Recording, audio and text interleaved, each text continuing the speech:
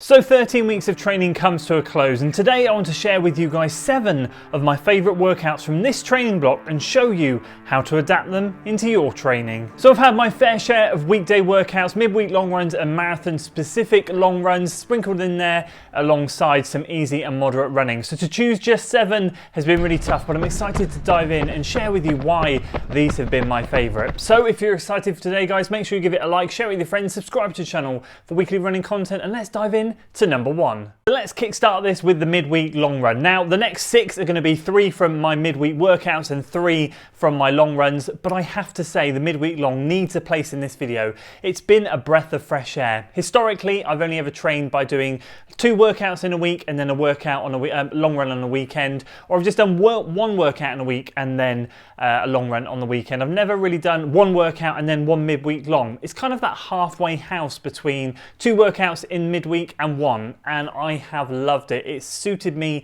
down to the ground and it has been one of my favourite runs of the week. It's kind of that halfway house between a long run and a session, and for me what my progress was with this was I think I started around 70 minutes and I worked up to 90, and I sat at 90 minutes for a good 6 to 8 weeks before coming back down the other side. It's just been so good to sit there in zone 2, steady pace running, moderate running, and just ticking off the miles. What I felt it's done in terms of mindset is broken down that barrier between that and the long run and not made the long run on the weekend feel so daunting. I've got to say, it's been an absolute pleasure to do. Now, in terms of translating that into your training, I think what you've got to look at is how far your long run is and then kind of think about on time. So if your sessions in the midweek are a little bit shorter, like 30 minutes, 45, then consider maybe starting something around 50 minutes and working up to sort of 70, 75. If your long runs are more in the range of 1 hour 45 to 2 hours. If you're a little bit more advanced or train a little bit further, then in terms of time, do consider what I've done, which is something like starting at 60, 70 minutes, working up to 90 and holding there and bringing back down during taper. And number 2 is going to be the start of the 3 from my midweek sessions. 5 minutes, 90 seconds recovery, 4 by 90 seconds, always 60 seconds recovery, 5 minutes, 90 seconds, and then 4 by 90 with 60 seconds. I'll put it on screen if that was a little bit gibberish, but it's a good change of pace workout. I'm all for going through the gears. I talk about it so many times and I've loved it when Will has dropped this type of training in. I just feel like it allows me to learn my body a little bit more and pace things a little bit more effectively. So the goal with this workout was having the 5 minutes at a good tempo effort or 1 hour race pace, and then the 90 seconds would just give it some beans, you know, go sort of 5-10k effort, and then having to learn to get back into that 1 hour race pace, or effectively like surging in a race, and then having to steady yourself back before then doing some final surges. It's all about mentality and getting your body used to surging, changing gears, and it's been such a good one. And again, in terms of translating that into your training, you can try that workout, it's great, or you can just shorten the reps if you want to try a little shortened version first. Something like 3 minutes at a good hour race pace effort with 90 seconds recovery, and then try 4 by 60 seconds, or maybe 2 by 60 seconds, and then 3 minutes and 4 by 60 seconds again. Just kind of keeping things equal either side of the 3 minutes, learning to change gears, but just shorten the rest a little bit, and then work up to 5 minutes and then the 4 by 90 seconds. And the third one I want to share with you was 10 by 4 minutes hard with 2 minutes float. This was the first over and under workout thrown into the training block, or the first, I should say the second actually, because the first one was 10 by 3 minutes hard, 3 minutes float. But the 4-2 was actually my favourite of the lot. I did another one later in the training block. I didn't quite like that as much, I suffered a lot more, but the 4x2 I found as my sweet spot, and I really enjoyed it. So 60 minutes worth of work in total, but in terms of the hard work, this was all about floating hard. This was about floating just over marathon pace, trying to keep that over and under marathon pace. And my mistake in this was going too hard in the reps, and so the floats I just couldn't hold just over marathon pace. I ended up being about 20-30 seconds off, but I did manage to keep a really solid float, and it was just such a challenging workout, just trying to get that mindset of I'm pushing hard, but don't push too hard, because you've got to float hard afterwards, and that recovery halfway through the workout suddenly doesn't feel like a recovery.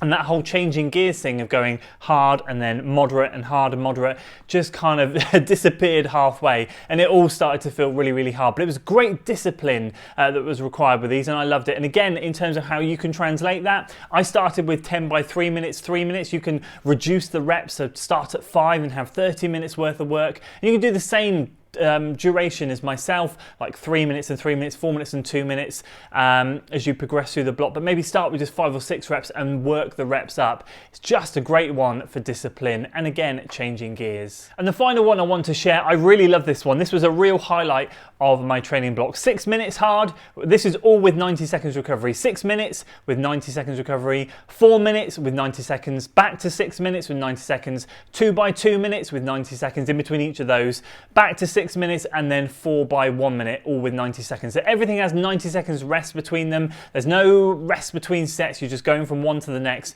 And if you notice what that is we've got 3 chunks of 6 minutes worth of work, and then we've got 3 chunks of, in total, 4 minutes worth of work. Broken up, starting with 4 minutes, then broken up into 2 by 2, and then broken up into 4 by 1.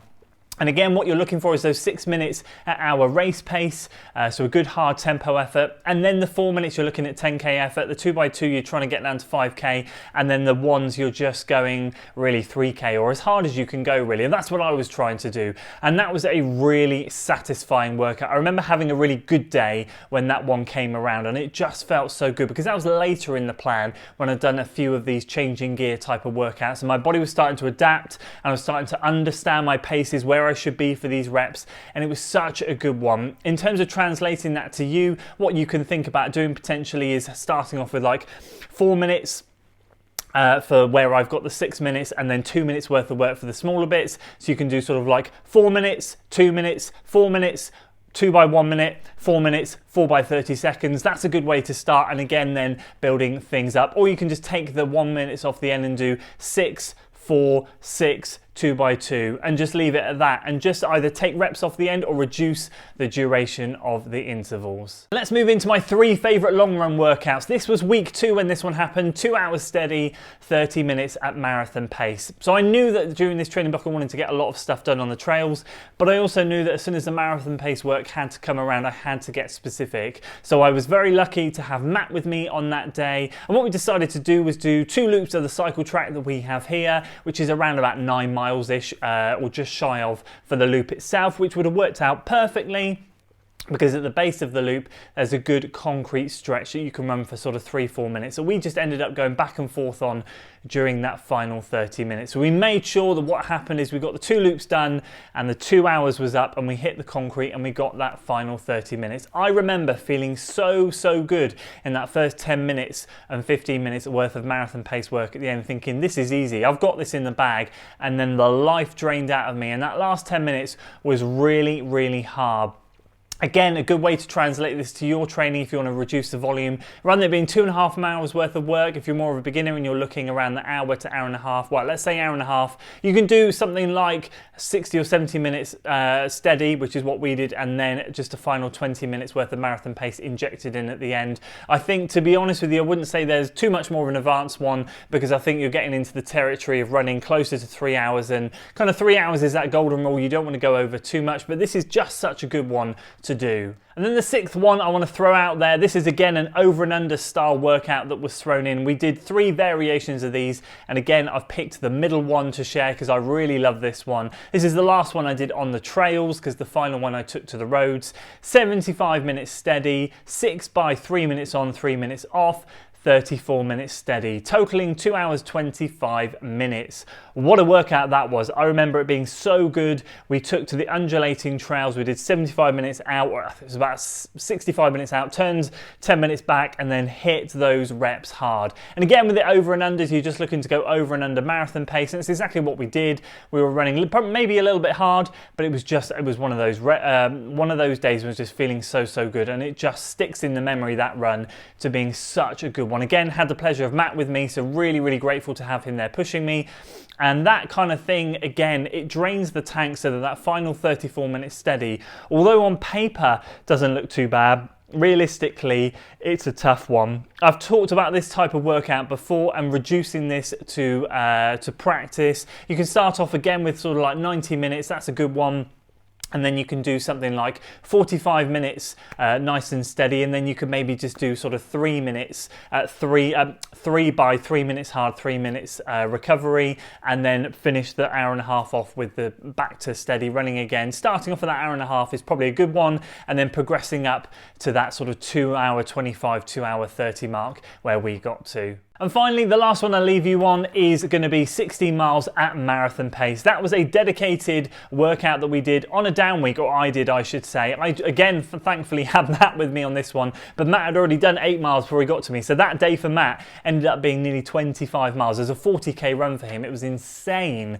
But for me, 16 miles at marathon pace. And that was an absolute beaut. That was kind of like the cherry on the cake. It was hard. I didn't feel great that day, to be honest with you. I was glad I got it done. I was about halfway through the training block, just sort of testing things out, seeing what marathon pace felt like for 16 miles. It was tough, it was challenging, but it's really set that kind of line in the sand as to where I felt I was with marathon pace. It was too hard, too easy, and where it kind of was going to lead me to after that. I've had longer, harder runs than that since, but that dedicated 16 miles at marathon pace has been an absolute brilliant kind of educational thing for me, learning how it felt to run that long at marathon pace in training.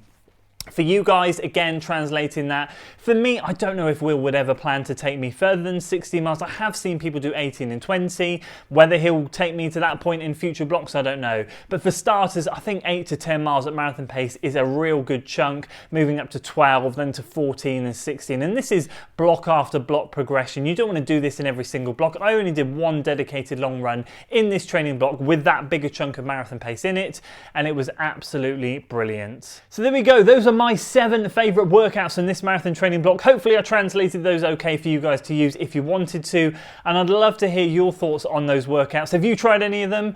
Or drop a comment below and let me know what your favourite marathon workouts are. What drops into your marathon training cycle every time you do a marathon without fail that's a real good indicator of fitness, one you just love to do, or one that you love to hate to do. It'd be great to see what those answers are. That's it from me today though, guys. I hope you enjoyed the video. If you did, please do consider giving it a like, share it with your friends, and subscribe to the channel for weekly running content. I'll see you on the next one. Until then.